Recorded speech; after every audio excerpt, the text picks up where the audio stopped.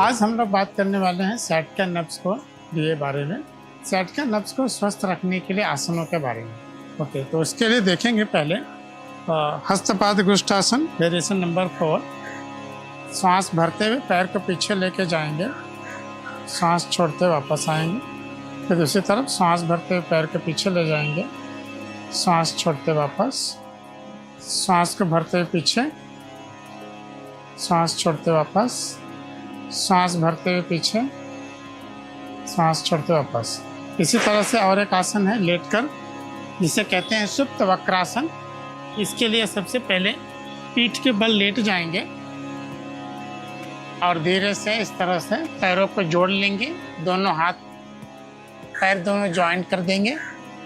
अब दोनों पैरों को एक साथ सांस छोड़ते हुए दाहिनी तरफ घुमाएंगे और गर्दन को साथ में बाईं तरफ।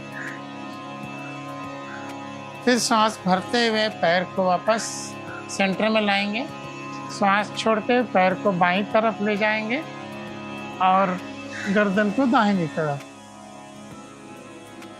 फिर सांस भरते हुए पैर को वापस सेंटर में लाएंगे। अब देखते हैं तीसरा आसन यष्टिक आसन। तो यष्टिक आसन के लिए पैर दोनों ज्वाइंट रहेंगे, दोनों हाथों को बगल में रखेंगे, सांस भरते हुए दोनों हाथ एक साथ पीछे लेके जाएंगे, हाथों को ऊपर की तरफ, पैर के पंजे को बाहर की तरफ अच्छी तरह से खिंचाव देंगे। शरीर का ऊपरी हिस्सा ऊपर की तरफ, निचला हिस्सा नीचे की तरफ खिंचाव देंगे अच्छी तरह से और फिर सांस छोड़ते हुए वापस पूर्व स्थिति में आ जाएंगे। यष्टिक आसन के बाद फिर चौथा आसन है शलभासन, जिसके लिए पेट के बल लेट जाना होता है।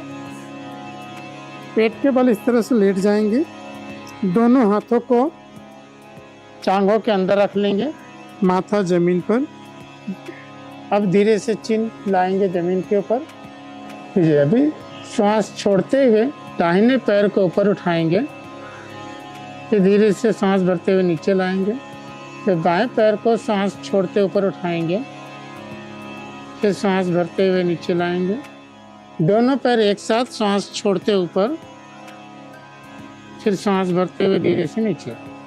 तो अभी आपने ये जो आसन सीखे, ये आसन बहुत हेल्प करते हैं सैटका नब्ज को स्वस्थ रखने के लिए। तो आइए और प्रैक्टिकल टिप्स जानते हैं सैटका नब्ज को स्वस्थ रखने के लिए डॉक्टर हंसाजी योगेंद्र से। नमस्कार। आजकल ये साइटिक पेन ये बहुत कॉमन देखा गया है, क्योंकि या तो लंबे समय खड़े रहते हैं हम या लंबे समय बैठते हैं, और ये दोनों चीज़ों में साइटिक का नर्व जो है, साइटिक नर्व, वहाँ प्रेशर आता है। इसलिए ज़रूरी है कि हमारे पोस्चर पर हम ध्यान दें। हम जब भी बैठे ज़रा सीधे बैठे, जब भी लेटते हैं घुटने के नीचे ज़रा सा तकिया रख के या गोल गोदड़ी को लपेट के घुटने के नीचे रख के लेटे, दोनों बाजू टर्न भी करें। लेकिन उससे 15 मिनट इस तरह दिन में 2-3 बार लेटे हों तो पेन में काफ़ी निजात मिलेगी, बहुत अच्छा रहेगा, पेन गायब ही हो जाएगा। कोशिश ये रहे कि धूप ज़रूर लें, पीठ पे, रीढ़ की हड्डी पे धूप लेना बहुत फ़ायदा करेगा। और देखा जाए कि खाना इस तरह का खाएं कि वज़न ना बढ़े, बढ़ा हुआ वज़न नर्व पर प्रेशर देगा। इसलिए कोशिश ये रहे, बहुत ज़्यादा स्ट्रॉन्ग डाइट पर नहीं जाना है, मगर कोशिश ये रहे कि थोड़ी थोड़ी एक्टिविटी करते रहें, कुछ आसन करें, बहुत फ़ायदा होगा।